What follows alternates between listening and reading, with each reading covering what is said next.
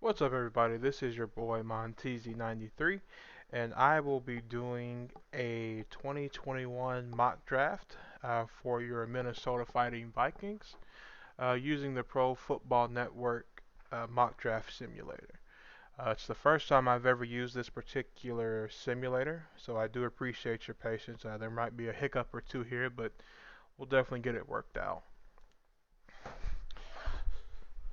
So to start, I'm looking to do about a 7 round mock draft. So I'm going to let the video play out, and as an opportunity comes up to commentate, I'll do so. So I've selected the Vikings, and I've selected the 7th round, and we're going to get the draft going.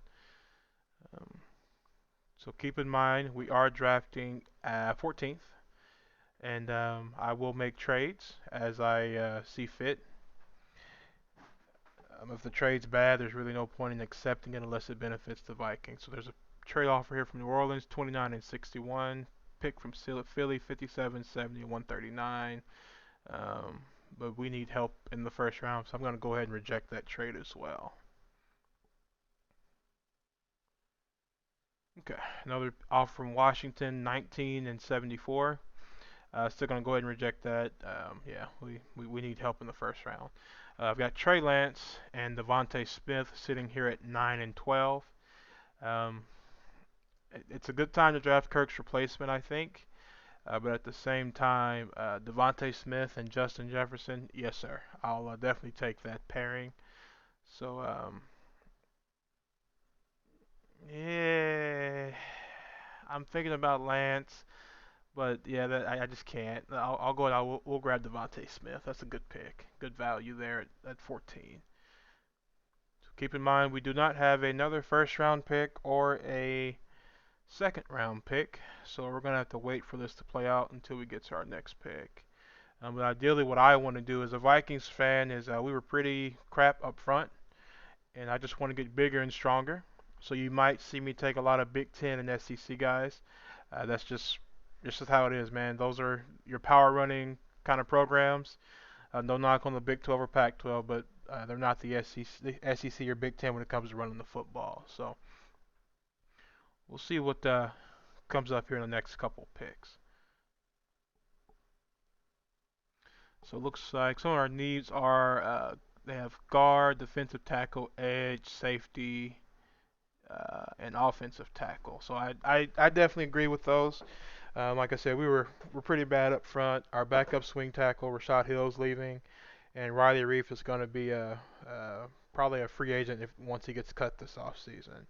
And we also have Brian O'Neill and Ezra Cleveland, two really good uh, outside zone kind of tackles, which is I think if Kubiak doesn't stay, maybe his son Clint will take over, and they'll probably run a similar system. That wide zone, and you need two mobile tackles to do that. So I got a trade offer here from Kansas City. Looks like 78, 174. Don't need it. Bengals 101 in the third rounder next year. Don't need it right now. There's some good value here. Jalen Twyman, Tyler Shelvin, Deontay Brown. But, you know, like I said, we need help up front. Kirk was scrambling for his life, so I'm going to go ahead and grab Deontay Brown here.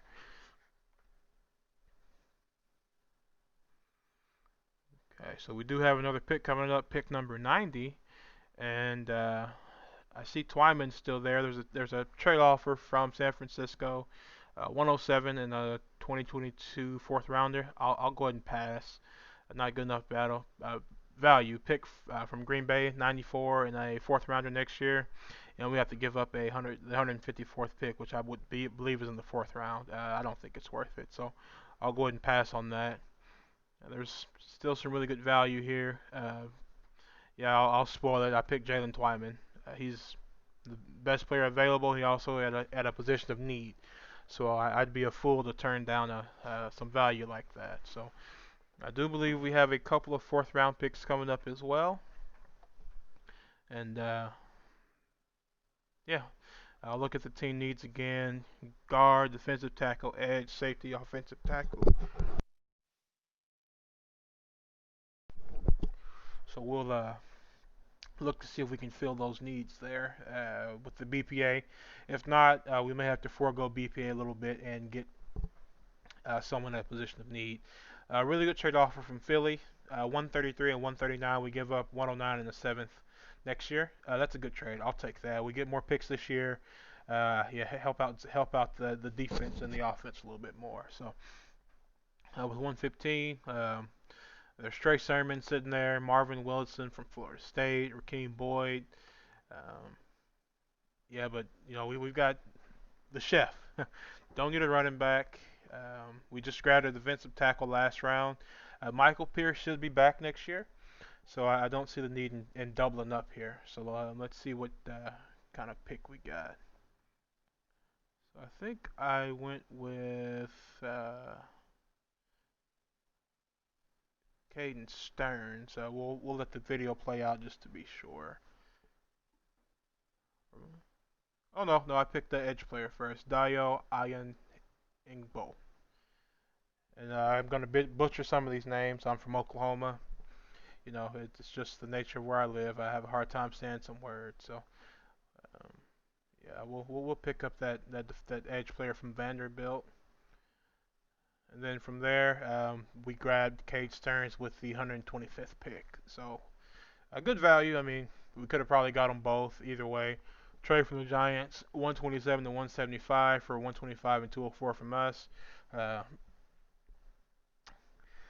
I, no, I just I didn't see the value, so I went ahead and declined the pick there.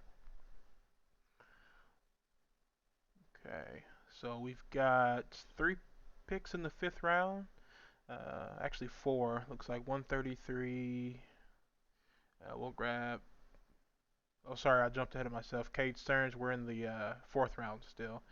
Looks like we've got a couple of picks here in the fifth round. 133, 139, 140.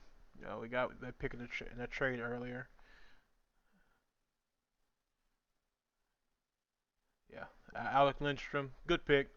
Out of Boston College, he has a brother that plays for the Atlanta Falcons, so uh, we can't have enough good interior offensive linemen. Dakota Dozier was a complete turnstile, and right guard is still a toss-up. So hopefully Lindstrom, if drafted, can compete for a spot there. So let's see what we got here. We're going to scroll back and see what needs we filled, and it looks like we got a lot of them.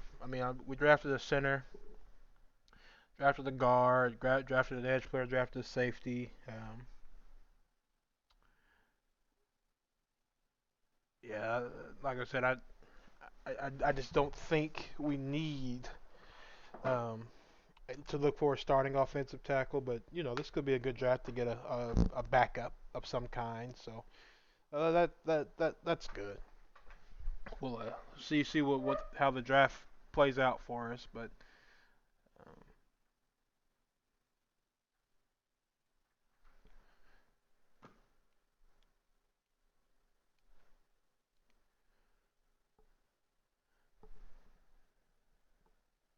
so yeah, we grabbed Thayer Monfort out of Ohio State. Back-to-back offensive lineman. I said I want to get bigger and meaner up front, and yeah, we've gotten one guy from the SEC, one guy from the Big Ten, one guy from the ACC. I mean, it yeah, hopefully turns out to be a good player if he gets drafted by us. But and with the 140th pick, I had to get that obligatory corner for Mike Zimmer. He loves his Big Ten corner, so we grabbed Ambry Thomas out of Michigan. Let's see, with our next pick, we're looking at filling a linebacker slot. Not a huge need, but Barr's probably gone, and Eric Wilson, it's probably going to sign a ridiculous deal somewhere. So we'll go ahead and uh, get us a replacement there. Our jack of all trade kind of linebacker. Our next pick is going to be 174 overall, so there's going to be a few moments before we get there. But we end up picking another offensive lineman out of the Big Ten, Alaric Jackson. Yeah, Big Ten guys, SEC guys, they're always big and physical. Might not work out, sometimes, but the lineage is there. So we'll keep drafting those kind of guys until the cows come home. So next pick looks like it's 204, so we've got a little bit of time before we draft again. So I do appreciate everybody for tuning in if you stayed this far. Yeah, I'm don't put up a whole bunch of YouTube videos, but it is nice when people watch my videos, regardless of how much time you look at it. So I do appreciate those who have tuned in so far, this far so far. See our next pick coming up, 204. We did feel the need at safety, but Harrison Smith getting up there in age, gonna have to have a backup eventually. So I thought it would be a good time to draft a serviceable backup until he is able to retire. So we'll go ahead and we'll go BPA again here, and we'll get Tariq Thompson at SDSU, San Diego State. Yeah, I couldn't find any other value in these offensive lineman picks. I mean, there's four drafted, so I don't think that's realistic to draft four offensive linemen. But our front office needs to know that the offensive line should definitely be a priority of sorts, not an afterthought. It's kind of ridiculous. Uh, People blame Kirk for some of the problems, but when the man is running for his damn life, most of a game, it's impossible to get anything done. So I don't fault Kirk. I mean, he's, I'd say, top 15 quarterback with a bottom 10 defense. So what do you expect? So here, just to kind of recap, Devontae Smith in the first round, Deontay Brown in the second, Jalen Twyman in the third, uh, Dio Odi Ingbo, Caden Stearns, Alec Lindstrom, Thayer Munford, Ambry Thomas, Amand Agba. I'm not even going to try. Alaric Johnson and Tariq Thompson to round out that draft. So I appreciate it, guys. Like and subscribe if you find the content useful. If not, like I said, I appreciate you tuning in. So peace.